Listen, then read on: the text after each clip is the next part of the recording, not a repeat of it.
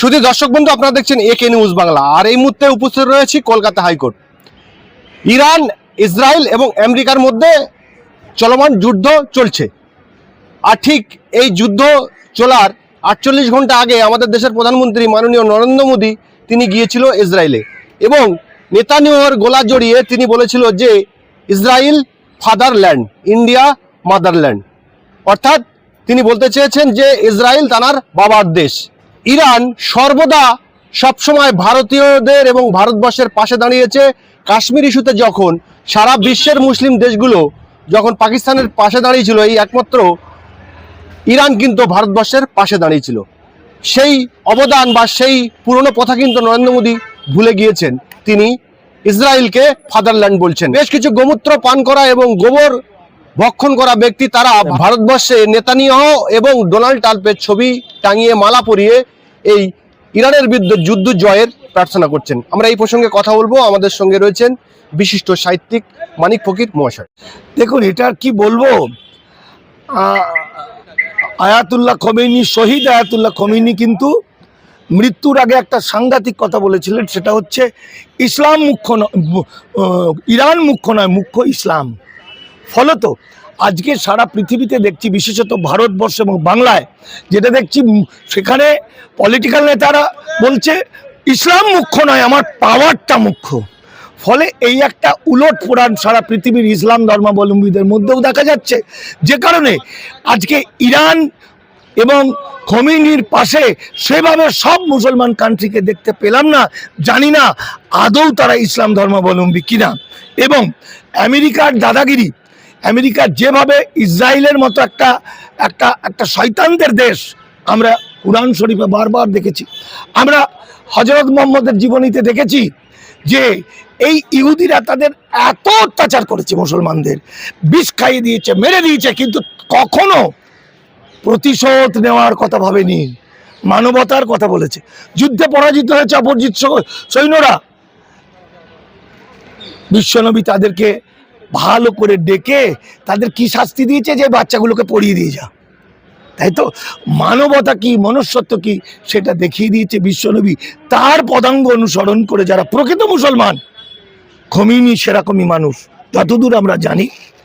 ফলে তারা মানবতার কথা বলেছে, মানবতার কথা বলেছে বলেই আজকে বিশ্বের অন্যতম মস্তান ডন আমেরিকাকে পায়খানা করিয়ে দিয়েছে। আজকের গতকালকের যে খবর, আমেরিকা যে যুদ্ধবিরতি ঘোষণা করেছে এবং বলেছে ইরানের সঙ্গে আলোচনা করে, ইরান বলছে আমাদের সঙ্গে কোনো আলোচনাই হয়নি। ফলত ভয়ে আতঙ্কে আমেরিকা আগের যা কনসেপ্ট ছিল ওসব দাদাগিরি চলে গেছে। ইরানের মুসলমানদের মতো ভারতবর্ষের মুসলমানরা যদি একত্রিত হতে পারে, তবে ভারতের ইসলাম সংস্কৃতি থাকবে।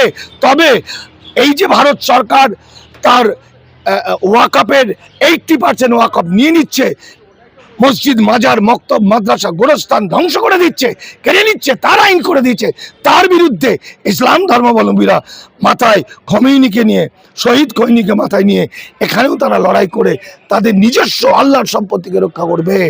এই কারণে আমি ইরানের পক্ষে ছিলাম, আছি, চিরকাল থাকবো। দেখুন, এরাই আবার 2014 সালের রোহিঙ্গাদের পিটিয়ে মেরে দেওয়ার জন্য নরেন্দ্র মোদীর সুরে সুর মিলিয়ে মায়ানমার সরকারকে সমর্থন করেছিল। যা কিছু খারাপ, যা কিছু অন্যায়, যা কিছু মানবতা বিরোধী, যা কিছু মানব সভ্যতার বিরুদ্ধে, তা করে বিজেপি আরএসএস। আর তাকে সমর্থন করে গোবর চাটা, গরুর মুখ চাটা বিজেপি পন্থীরা। সুতরাং এটা একটা সহজ অঙ্ক। সত্য যেখানেই থাকবে সেখানে বিজেপি নেই, মিথ্যা যেখানেই থাকবে সেখানে গোবর মার্কারা থাকবে। সুতরাং এটা একটা রীতি এদের। যেমন দানব আর মানব, এরা মানব নয়, এরা দানব। সুতরাং এদের কথা যত না বলা যায় ততই মঙ্গল। যিনি প্রতিটি কথায় মিথ্যা কথা বলেন, প্রতিটি কথায় তার মিথ্যা, যিনি ভারতবর্ষকে বেচে দিতে চেয়েছেন, এখনো বিক্রি হয়ে যাওয়া মালপত্র নিয়ে আমরা কোনো রকমে বেঁচে আছি, যিনি মানবতা, এনআরসি, সিএ এসব করে একদম বহু মানুষের হার্ট লাংস ছিঁড়ে খুলে বেঁচে দিতে চাইছে, যিনি এসআইআর করে বাংলার প্রকৃত সন্তানদের লক্ষ কোটি মুসলমানদের চিরকালের জন্য বেনাগরিকৃত দাস বানাতে চাইছে, তা তার কাছে আর কি আশা করা যায়? ফলত বুঝবে খুঁড়ি বেলা হলে।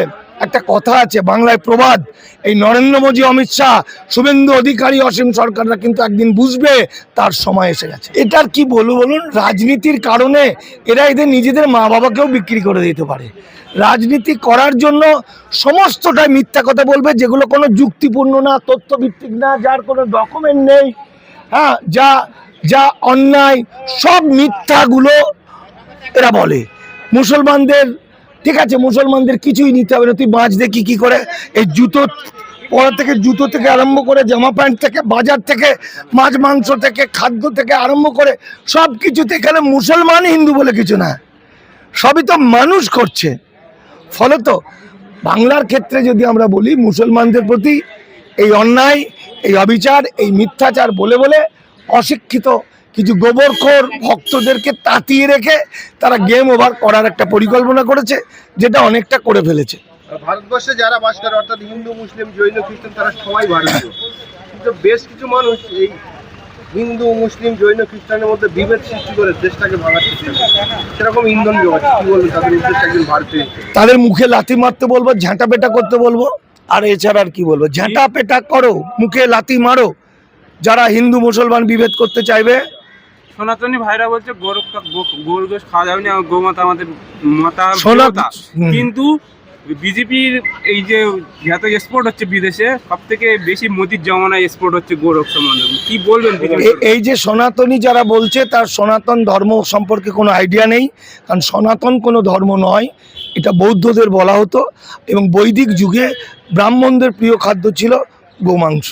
সুতরাং এই অশিক্ষিত ছেলেদেরকে সনাতন সনাতন করে মাথা খারাপ করে দিয়েছে, এছাড়া কিছুই না। গোমাংস খেলে মুসলিমদের মারছে, কিন্তু গোমাংস যারা এক্সপোর্ট করছে বিজেপি সরকার সমর্থে বড় বড় কোম্পানি, সব থেকে পৃথিবীর 1 নম্বরে আজকে ইন্ডিয়া গোমাংস এক্সপোর্ট করে 1 নম্বরে আছে, তাহলে বিজেপির বিরুদ্ধে কেন আন্দোলন করছে?